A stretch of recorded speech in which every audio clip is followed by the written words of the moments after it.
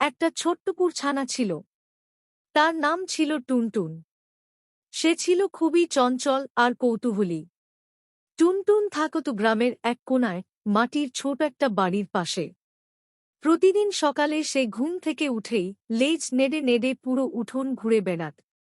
প্রজাপতি দেখলে দৌড় দিত, আর পাখি উড়লে অবাক হয়ে তাকিয়ে থাকত।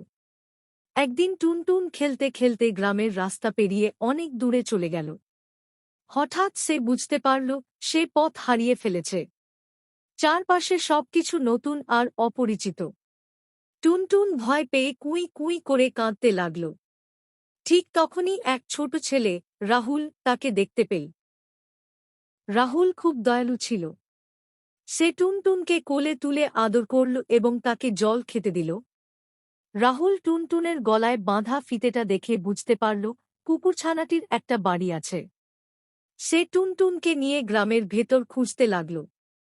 অনেক খোঁজার পর টুনটুন তার বাড়ি চিনে ফেলল এবং আনন্দে লাফাতে লাগল। তার মা কুকুরটি ছুটে এসে টুনটুনকে জড়িয়ে ধরল। সেদিন টুনটুন বুঝল দুনিয়ায় এখনো অনেক ভালো মানুষ আছে। আর রাহুল শিখল ছোট্ট প্রাণীদের সাহায্য করলে মনটা কতটা সুখে ভরে যায়।